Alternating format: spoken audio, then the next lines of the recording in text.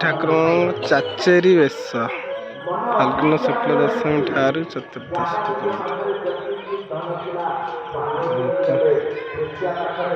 जय जगन्नाथ। बांकचूड़ा वेश कार्तिक शुक्ल द्वादश हुए। नवांक वेश मकर संक्रांति पूर्व दिन स्थापन हुए।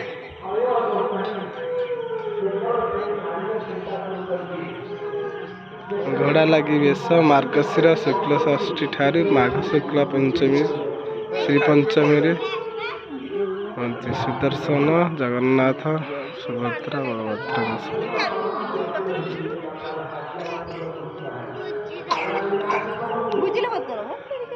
गज उद्धार वेश माघ पूर्णिमा भगवान को सज्ज दिया जाए। जय जगन्नाथ।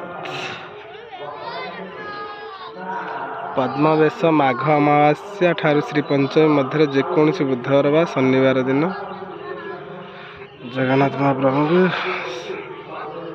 सजा जाए।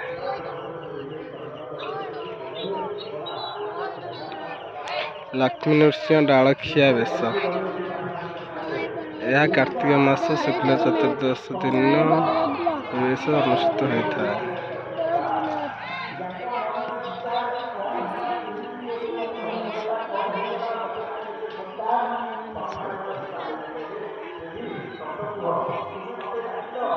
मकर चौरासी वेश मकर संक्रांति दिन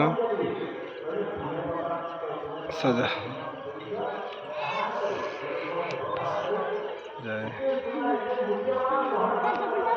लक्ष्मी नारायण वेश ठियाकिया वेश कार्तिक शुक्ल एकादशी दिन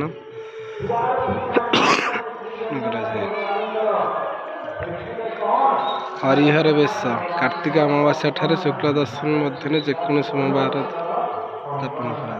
जय जगन्नाथ। नागार्जुन वेश पंचक 6 दिन पड़े अधिक दिन वेश सजा जाए। नागार्जुन वेश सब बेस्ट प्रभु जगन्नाथ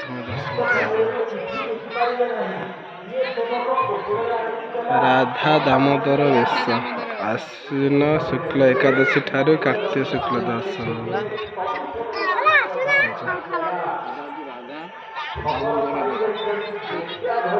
कृष्ण बलराम वेश भाद्रव कृष्ण त्रयोदशी दिन स्थापन करा।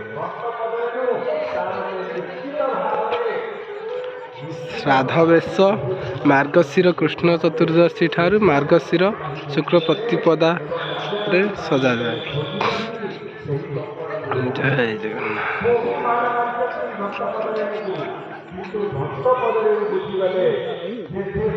बामन वेश भाद्रव शुक्ल द्वादशी दिन। चंदन लगी वेश वैशाख शुक्ल तृतीया ठारू ज्येष्ठ शुक्ल चतुर्दशी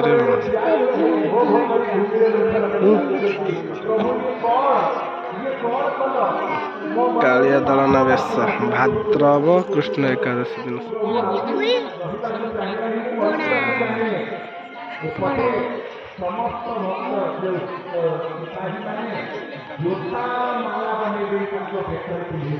प्रलंबर सुर बध वेश भाद्रव कृष्ण द्वादशी दिन वेश सजा जाए। प्रभु जगन्नाथ बलभद्र सुभद्रा।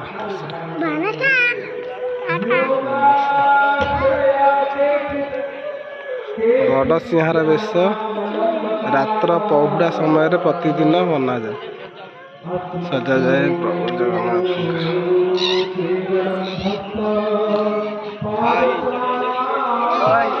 जय जगन्नाथ। बनभोजी वेश भाद्रव कृष्ण दशमी ठाकुरंकर बनभोजी वेश सजा जाए। प्रतिदिन वेश प्रत्येक दिन प्रभु श्री मंदिर सजा हुआ।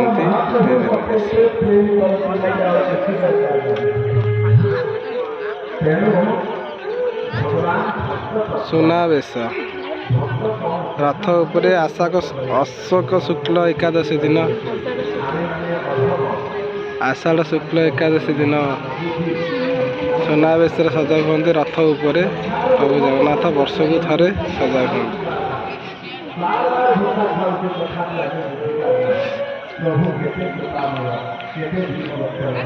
ଗଜାନନ ବେଶ ଜ୍ୟେଷ୍ଠ ପୂର୍ଣ୍ଣିମାରେ ସଜା ହୁଅନ୍ତି। ଗଜାନନ ବେଶରେ ସ୍ଥାପନ ହୁଅନ୍ତି।